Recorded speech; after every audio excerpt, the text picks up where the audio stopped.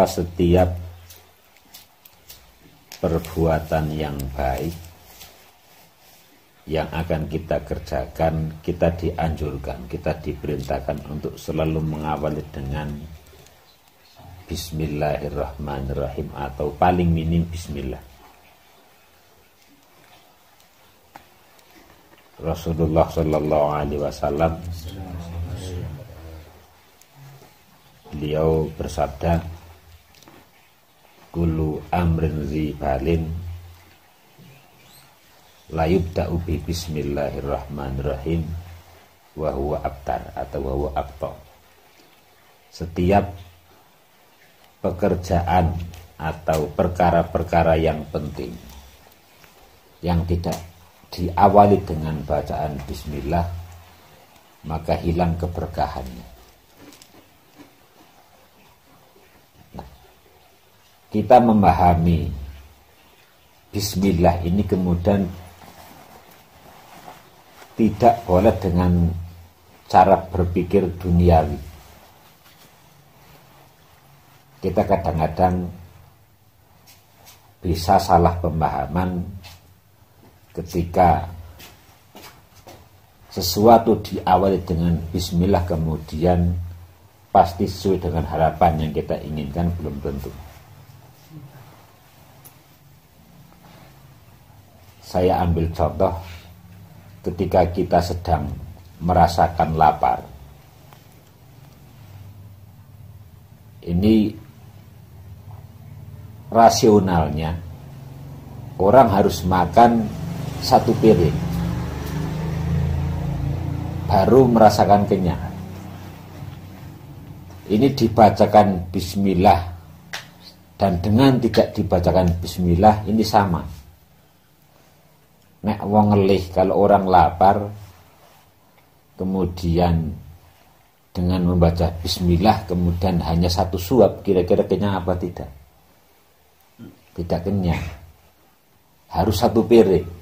Artinya kalau kita sedang kelaparan, sedang merasakan lapar, itu untuk porsi satu piring dibacakan bismillah atau tidak, itu nanti sama-sama kenyang.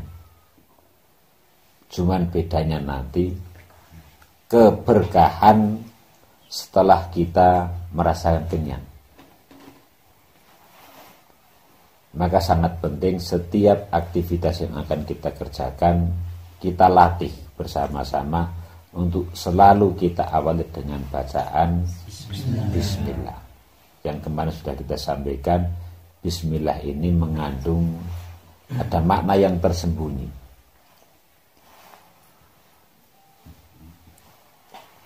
Yang harus kita perhatikan, apapun yang kita awali dengan bismillah, insya Allah yang pertama, ketika pekerjaan itu selesai, ketika pekerjaan itu sukses, maka kita akan dijauhkan dari sifat takabur,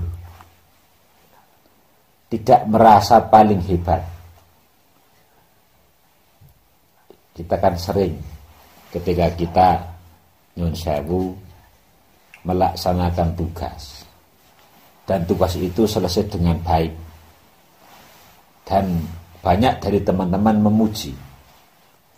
Kalau awalnya tidak diawali dengan bismillah, nanti kita akan sangat mudah terjerumus dalam ujub atau takabur, sopan dingin. Tetapi ketika kita membaca bismillah, di awal kita membaca bismillah, kita sudah memohon pertolongan kepada Allah. Sehingga mau tidak mau ketika pekerjaan kita selesai, kita selalu ta'aluk dengan Allah. Bahwa ini tidak mungkin selesai, ini tidak mungkin sukses tanpa pertolongan Allah.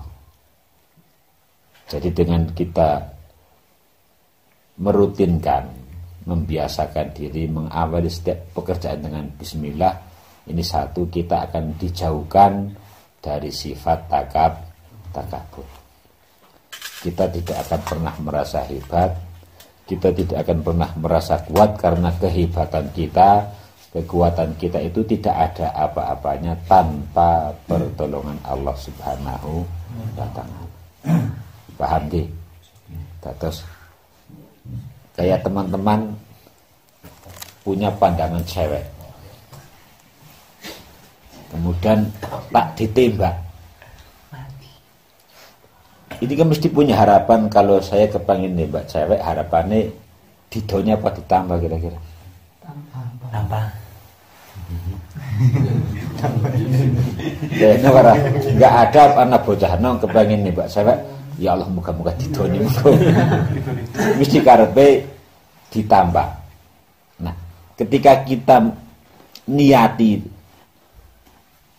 nembak cewek, bismillah, bukan ngemben Allah ngersakna di bojone untuk menyempurnakan ibadah maring Allah, itu bagian dari kebaikan. Nek nembak cewek ming arep nggo seneng-seneng nggo dolanan, ini ada unsur kemaksiatan. Tapi nek bismillah nyompanen banget, kebledengan banget. Pengen nembak cewek tak anggo bojo karena Allah, nembak cewek itu juga bagian ibadah. Tapi nek tidak diawali dengan bismillah, nanti di tengah-tengah itu ketika kamu jenengan kok diterima, kamu akan bangga. Dumeh ganteng, dumeh parfumi wangi, keman dumeh rayuan gombale iki jitu, utawa dumeh maming itu wiridan ngamalna donga pelet. Ini bahaya sekali. Makanya apapun yang kita kerjakan ketika diawali bismillah, insya Allah yang pertama kita akan dijauhkan dari sifat takabur. Rumangsa bisa, rumangsa pinter, rumangsa kuat dan sebagainya. Tapi kita ta'aluk terus dengan Allah, bahwa kesuksesan kita, pekerjaan itu kita laksanakan bisa selesai, itu semata-mata bismillah tadi, karena pertolongan Allah Subhanahu wa Ta'ala. Kemudian yang kedua, dengan kita membaca bismillah di setiap pekerjaan, karena tadi di awal saya sampaikan, tidak semua pekerjaan yang kita kerjakan itu sesuai dengan harapan. Kan umum sunatullah, cara gampangane ora kabeh kepenginane dhewek iki mesti Allah ijabah. Sering saya sampaikan, nek kebutuhan mesti dijamin, tapi nek kepenginan belum tentu dikabulkan. Ini saya ambil contoh, Allah menjanjikan, Allah pasti memberikan rezeki, mesti memenuhi kebutuhan setiap makhluk yang Allah ciptakan. Wa ma min dabbatin fil ardi wallahu yarzuquha. Setiap yang Allah hidupkan di atas bumi pasti dijamin rezekinya, dijamin kebutuhannya oleh Allah Subhanahu wa Ta'ala. Sandang, pangan, papan. Kan kebutuhan primer manusia kan sandang, papan, pangan. Ya sepenting nek us bisa nyandang, us bisa mangan, us bisa mapan, itu sudah tercukupi kebutuhannya. Tapi belum tentu terkabulkan keinginannya. Jadi nek istilah Jawa iki ana sandang, pangan, papan, itu sangat tepat. Tidak mungkin pangan dingin nembe sandang, tapi sandang dingin nembe pangan. Sebab manusia iki mesti akan terhormat nek wis nganggo sandangan. Lebih baik nganggo sandangan, otomatis mengko mesti mangan, daripada mangan tapi orang nganggo sandangan. Ketiga-tiganya ini mesti dicukupi. Hanya saja Allah belum tentu mengabulkan apa yang kita inginkan. Nek ngomong sandangan sementing nutupi kebutuhan kita, kan sementing ketutupan aurate. Ya nutupi aurat kan bisa nganggo kantong. Sebetulnya nek masalah kebutuhan sandang sudah cukup.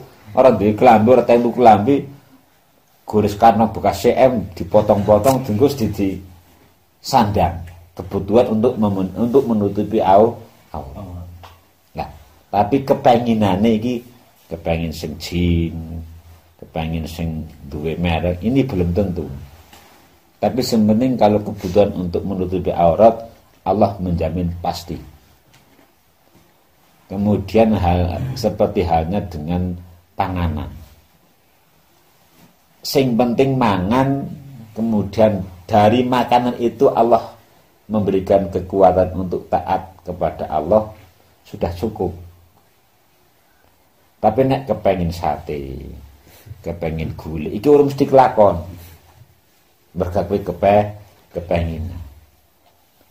Banyak semacam bismillah terus kah? Paling gak mangan sate bertes.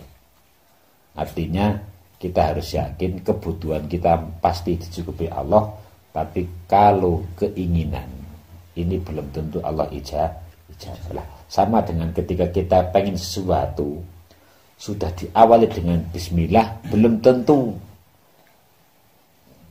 sesuai dengan yang kita harapkan.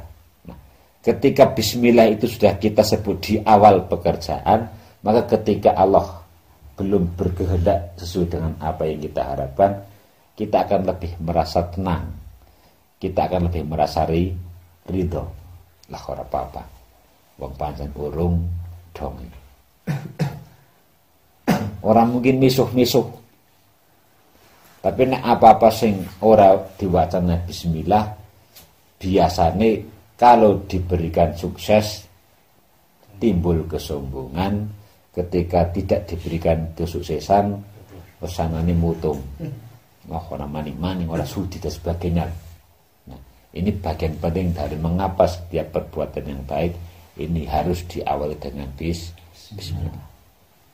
Ini mudah-mudahan bisa dipahami. Satu, kita akan dijauhkan dari sifat sombong. Yang kedua, ketika ada kegagalan, tidak sesuai dengan harapan, kita insya Allah selalu dirahmati, tidak akan pernah punya rasa putus asa, tidak pernah mutung, dan insya Allah orang gersulo artinya lebih ridho menghadapi apapun yang sudah Allah berikan, yang sudah Allah takdirkan kepada kita.